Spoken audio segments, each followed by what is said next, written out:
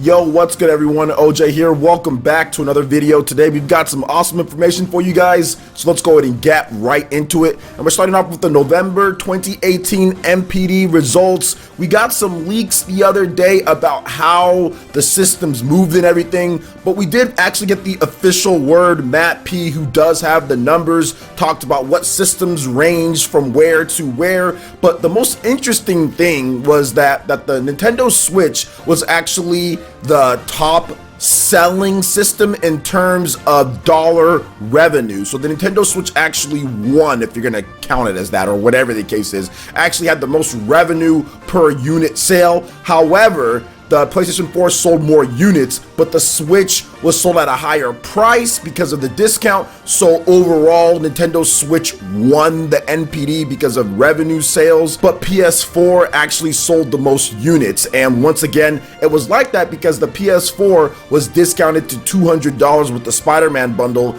in November, whereas the Nintendo Switch was $299, and then some places were having like Mario Kart 8 Deluxe packed in or whatever it was. So either way, for the PlayStation 4 or for Nintendo, they both had huge months. On top of that, the Xbox One actually sold over 1.3 million systems as well. So the PlayStation 4, Nintendo Switch, and Xbox One, all three of them sold over 1.3 million systems, and that's actually some history in its own right, because this is the first time that that's happened since the DS, Wii, and the Xbox 360 did that back in 2010. So it's been 8 years or so. Each system had a big month. There was a lot of great software to play across the board. Overall, it was a great month for the NPD, but it was really crazy to see how well the Switch did, because I think a lot of people were talking about, you know, with the Spider-Man bundle, that PlayStation 4 was just going to do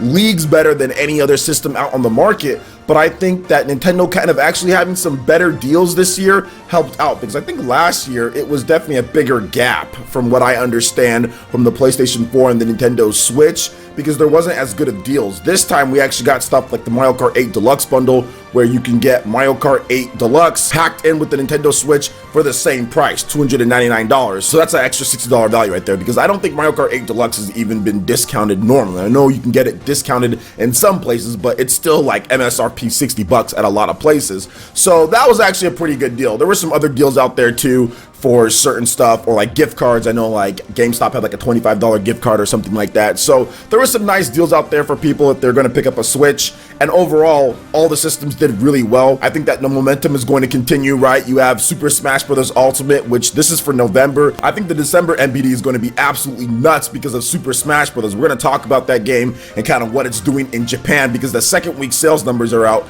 and it's pretty impressive. So what do you guys think about the NPD with the Nintendo Switch having the most dollar revenue sales compared to the PlayStation 4 and Xbox One, whereas the PS4 actually had the highest number of units sold? The numbers weren't revealed, but from what I understand, the PS4 sold around 1.4 million units, and the Xbox One 1.3, and Nintendo Switch a little bit above Xbox One 1.3 million something. So all right around the same, all really good. They all did really good. So what do you guys think about this news here? Let me know your thoughts in the comment section below. All right, and moving on to the next topic here, Pokemon Let's Go Pikachu and Eevee. The launch month sales in the US are the second highest in franchise history. So according to Matt P, once again NPD analyst, he talked about the launch sales of the new Switch games are the second highest in the franchise history, trailing only Pokemon Stadium, which launched on the N64 in March 2000 for the tracking period. So let's talk about this a little bit, because people were confused. They're saying, wait a minute, hold up here.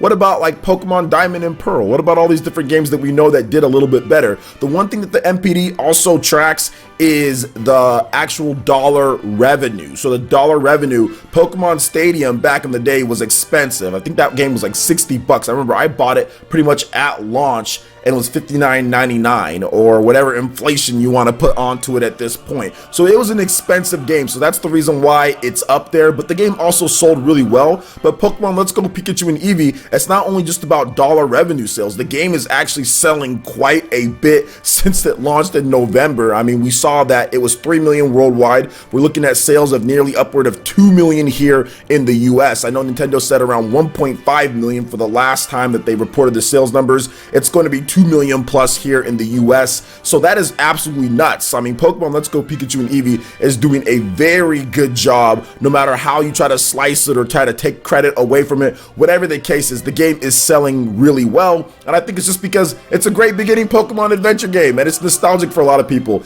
It's really casual. You can kind of just go out there, have fun, collect shinies. That's what people are doing, it seems like, in the game the most. I'm still kind of trotting through a bit here and there, getting through a couple different gym leaders. You can use the Pokeball Plus. Some people like that, some people hate it. I'm hoping for an update, though. I think they need to have an update to where you can just use the Pro Controller. That would be nice, because the game is still good enough on its own right, because when you play the game in handheld mode, it's fine there too, just being able to press the A button. I think it's still super fun as well, so hopefully they add some more options. But beside that, the game is still really good, and I think that it's good at getting new people into it. Now, it's not quite drawing as much people from the Pokemon Go fan base at the beginning, which I think those people will definitely come along. Christmas is here. I think December is going to be a huge month for Pokemon Let's Go Pikachu and Eevee. This is going to be the game that a lot of younger audience and even Pokemon Go crowd probably gets for December. So I think that's where it's going to be when we really see Pokemon Let's Go Pikachu and Eevee kind of take off more after its initial sales week and everything, because I think most of the people who bought the game had a Switch and were already core gamers on Switch and everything. But I think it's in the next following weeks where we're seeing the sales kind of pick up and everything, with the expanded audience out there, or kids getting it for Christmas, whatever the case is, because we're kind of seeing that in Japan too, the extended sales of 100,000 plus, not including digital as well. These don't include digital either with the NPD sales, so it's nuts just to see how well the game is doing. But I think it's going to continue. This is going to be an evergreen title all the way through until they make another Pokemon Let's Go. I think till they make another Pokemon Let's Go, or till the next gen Pokemon game does come out. But I think even after that, because it is a remake of one of the most iconic games out there, Pokemon Yellow, and how you can do the partner Pokemon and everything like that. It's just a different style, kind of with the mix with the old school as well. So I think even after the next gen Pokemon comes out, I think this game's still going to be around and doing okay. So what do you guys think about Pokemon Let's Go Pikachu and Eevee with the launch month sales in the US, second highest in franchise history? Let me know your thoughts in the comment section below. All right, and moving on to the final topic here, we have the Media Create sales charts. This is the sales week number 50, December 10th through December 16th. And really strong hold for the Nintendo Switch here. Really strong hold for Super Smash Bros. Ultimate on the Nintendo Switch. I'm going to go down the sales here. Not every single thing, because there's a lot of the same usual suspects, but we're going to rattle off some of the sales numbers of the bigger games out there and some of the newer ones as well. So for the top 20 games, there was 14 Nintendo Switch titles, 4 PS4 titles, and 2 3DS titles. The number one game sold was, of course, Super Smash Bros. Ultimate, and that game sold another 406,617 units, not including digital. Remember, guys, the Media Create sales charts are for Japan only, and it counts retail sales. Retail sales, no digital sales from the eShop. So another 400,000 plus for Super Smash Bros. Ultimate on the Nintendo Switch. That game is at 1,627,152 units in retail sales in Japan in its second week. Just absolutely amazing. We had a couple new releases from the PlayStation 4, God Eater 3, which opened up at 150,523 units, and Judgment from Sega, that opened up at 148,246 units, both of those not including digital, of course. Also at number 12, we had Senran Kagura Peach and Reflex Limited W Pack, with a bunch of different stuff in there. It's like a long title. The full set there, that sold 10,321 units. So it's just kind of like a repackage of some of the games out there. Same old usual suspects when it comes to Nintendo Switch, guys. Super Mario Party, Mario Kart 8 Deluxe. You have Minecraft, Splatoon 2, Super Mario Odyssey, Legend of Zelda Breath of the Wild, Kirby Star Allies, Nintendo Labo Toy-Con 3, Captain Toad, Mario Tennis. All of those games were in the top 20 and continuing to sell really well. Oh, also Pokemon Let's Go Pikachu and Eevee. That game, even weeks after launch, that was actually number 5, and that sold another 108,773 units. That game is over 1.1 million in Japan alone. It actually had a boost from the previous week, and that's what I was talking about with the Pokemon Go players kind of coming into it, because you're seeing sales actually increase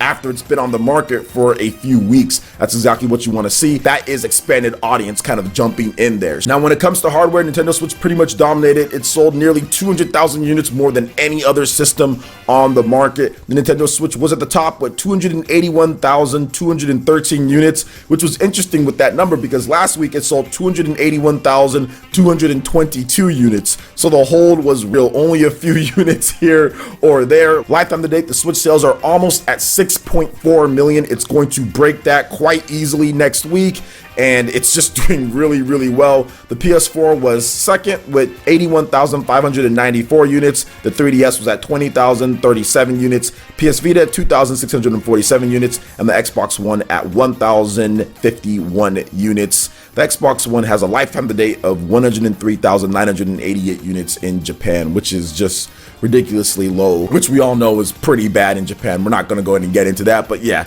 it's there for everyone to see. So it's looking like, in terms of the tracking between PS4 and the Nintendo Switch, it's looking like the Switch is probably going to pass it up probably by early January or February. That's what I'm thinking, when it's going to pass the PS4 up in Japan. With these sales of 280,000 units a pop, it could be 300,000 units next week or so, because heading into Christmas and everything. So insane sales for the Nintendo Switch. Obviously, it's doing really well in Japan, and that's cool to see because Japanese developers are looking at it and saying, okay, yep, port time. You know, it's time to get everything that we need to get on there. I think even some of these games that came out, like God Eater and everything, were like, man, we probably could have a lot more if we planned and actually had a Switch version ready. Maybe not with Judgment, because that's the whole thing with Sega and they do some weird stuff here and there, but God Eater 3 definitely, because there's no PS Vita version of God Eater 3, and that game has been predominantly, for a lot of people in Japan, a portable based game where you kind of take anywhere that you want. Only having it on a system, the PS4, probably wasn't in their best interest when it comes to it. I don't know why they didn't make a PS Vita version as well. Maybe they're planning on a Switch version to reveal later down the line, but we'll have to wait and see on that one. So what do you guys think about all the different topics that we discussed here? Let me know your thoughts in the comment section below. All right, Ninja, that wraps it up for this video here. Go ahead and check out the links in the description below. We got Facebook and Twitter. Go ahead and give us a like and a follow on our social media. Really helps to spread the content of PlayerEssence across the internet, in addition to YouTube. Also, make sure you check out our Patreon, Twitch, and YouTube live gaming pages, and consider supporting PlayerEssence. When you do so, it gets you access to all sorts of cool benefits, perks, rewards, and emotes via YouTube membership. Hit that like button if you did like this video. Let us know you guys want more content like this going forward in the future. And subscribe to PlayerEssence for latest RPG, Japanese, and Nintendo gaming news. Thank you so much for watching, and we'll catch you for the next video. Peace!